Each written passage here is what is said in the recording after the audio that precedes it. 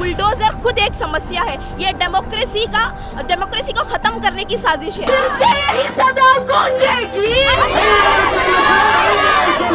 यही सदा गूंजेगी।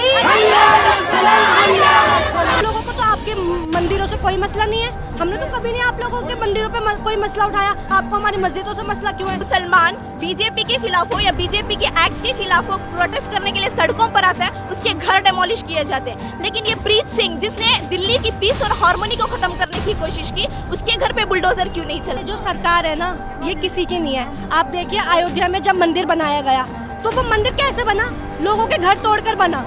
जो घर है एक्चुअली में, जो घर है जिसमें लोग रहते हैं, उसको तोड़ दिया गया, जब जाके वो मंदिर बना। तो आपको क्या लगता है ये सरकार कुछ करेगी? हिजाब हलाल सिर्फ यही कर रहे थे वो लोग, मस्जिदों पर हमला यही कर रहे थे। तो वहाँ पे जिस तरीके से हुकूमत आपकी खत्म हुई, वही उसी तरीके से यहाँ पर भी खत्म होगी। देख सकते हैं कि और भी महिलाएं हमारे साथ मौजूद है। मैं आपसे भी जानना चाहूँगा कि मस्जिद मदरसों को लेकर के आप लोग आज एहतजाज कर रहे हैं, पर यहाँ सरकार का साफ तौर पर ये कहना है वक्फ बिल लागू कर दिया गया है। क्या लगता है आपको?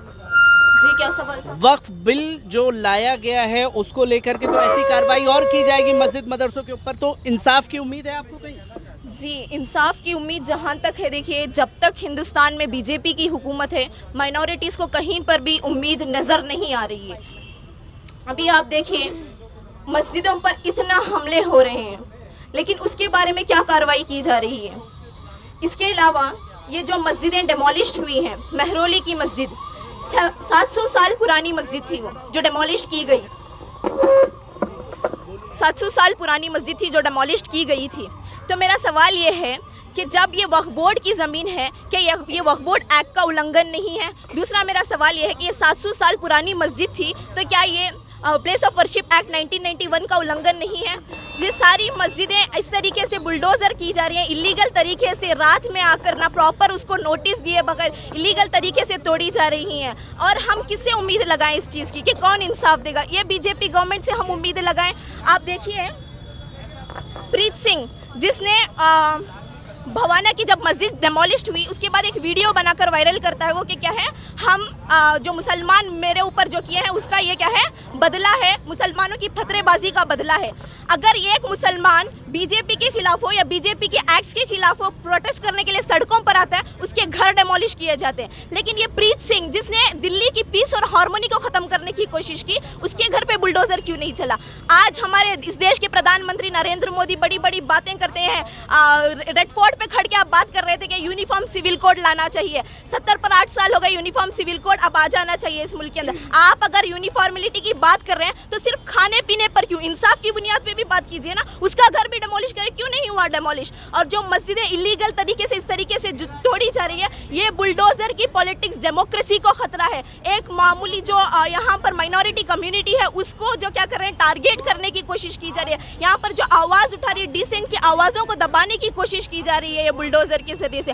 तो हम यही कहेंगे कि बुलडोजर क्या है, कोई समस्या का हल नहीं है, बल्कि बुलडोजर खुद एक समस्या है। ये डेमोक्रेसी को खत्म करने की साजिश है। तो हम यही विमेन इंडिया मूवमेंट की यही मांग है कि जो मस्जिदें डेमोलिश हुई उसको दोबारा तामीर करो, और जो मस्जिदें हैं दिल्ली में उसे प्रोटेक्शन किया जाए। बल्कि आम आदमी पार्टी जो यहाँ की हुकूमत है, उससे हम ये गुजारिश करते हैं कि आइंदा असेंबली में आप लोग एक रेजोल्यूशन पास करें इसके लिए, ताकि मस्जिदें सुरक्षित रहें। और इस दिल्ली के अंदर 123 से करीब वक्फ प्रॉपर्टीज है, उसका प्रोटेक्शन किया जाना चाहिए। क्यों इतनी बड़ी दिल्ली में वक्फ बोर्ड नहीं है, वक्फ बोर्ड की काउंसिल नहीं है, चेयरमैन नहीं है? यहाँ पर क्या कर रही है यहाँ की गवर्नमेंट? आप लोगों को अपॉइंट करना चाहिए। जो माइनॉरिटीज़ के आपने वोट लिए, 53% लास्ट असेंबली में यहाँ की आम आदमी पार्टी ने मुसलमानों के वोट लिए हैं। आपने वोट लेने के बावजूद आपकी जिम्मेदारी है कि माइनॉरिटीज़ को प्रोटेक्शन दे। वरना मैं यहाँ से आम आदमी पार्टी को भी ये मैसेज देना चाहती हूँ, अगली दफ़ा अगर आपने असेंबली इलेक्शन आने वाला है, आप याद रखें कि ये माइनॉरिटीज़ का वोट लेकर जो आज इनकी मस्जिदों की हिफाजत नहीं हो रही, इनकी जानों की हिफाजत नहीं हो रही,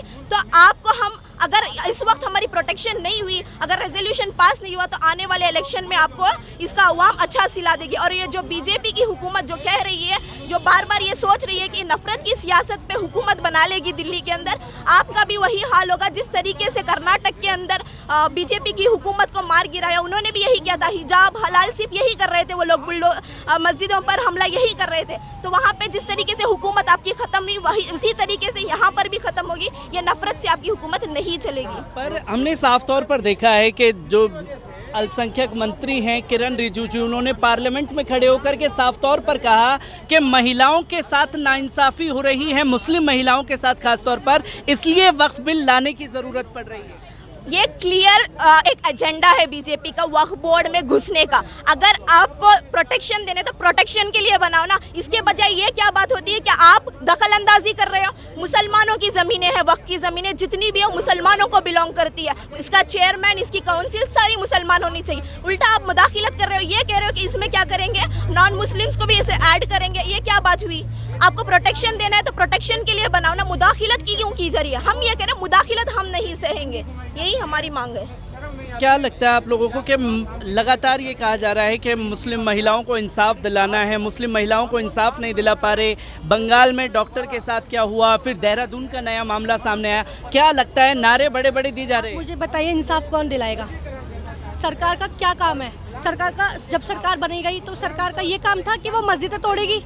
सरकार ने, इसलिए हमने सरकार बनाई थी कि वो हमारी मस्जिदें तोड़ेगी, हमारी बहनों के रेप करेगी, हमारे को एक जीने का अधिकार भी हमसे छीन लिया जाएगा। हमने सरकार इसलिए बनाई थी, इसलिए तो सरकार नहीं बनती। सरकार जो बनती है अपने प्रोटेक्शन के लिए बनती है, सेवाओं के लिए बनती है।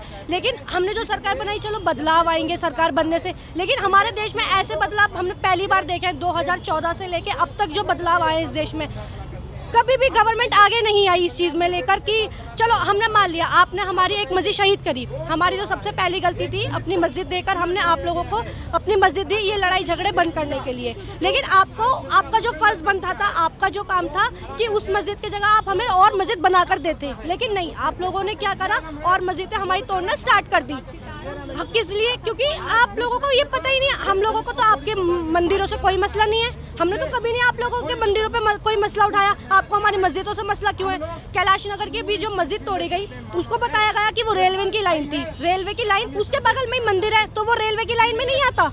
उसके बगल में ही एक गाय भैंसों का चारा है, वो रेलवे लाइन में नहीं आता। तो सिर्फ मस्जिद ही रेलवे लाइन में आई है। आपको टारगेट ही मस्जिदों पे करना है, आप मस्जिदों के पीछे पड़ गए। अगर चलो वो रेलवे की लाइन है, हम आपको मस्जिद दे रहे हैं, आप उसका सबूत देंगे हमें कि आप हमें दूसरी मस्जिद बना के देंगे? नहीं देंगे ना, कोई सबूत नहीं है ना। आप लिख कर दे दीजिए कि आप मस्जिद हटा लो, हम उसकी जगह आपको दूसरी तामीर करके देंगे। नहीं देंगे ना, तो आप फिर इस चीज़ पे टारगेट करके क्यों बैठे हैं? मुसलमानों पे टारगेट करके क्यों बैठे हैं? मुसलमानों को टारगेट करके क्यों बैठे हैं? आप लोगों का साफ तौर पर बैनर के जरिए नारा है, बंगाली मार्केट मस्जिद की आप लोगों ने तस्वीर को साझा किया है। उनका तो नारा है साफ तौर पर, भारतीय जनता पार्टी के नेता ये कहते हैं कि अयोध्या तो झांकी थी, काशी मथुरा बाकी है, पर उसकी आड़ में ये तमाम मस्जिदों को टारगेट किया। भाई ये जो सरकार है ना, ये किसी की नहीं है। आप देखिए अयोध्या में जब मंदिर बनाया गया तो वो मंदिर कैसे बना? लोगों के घर तोड़कर बना।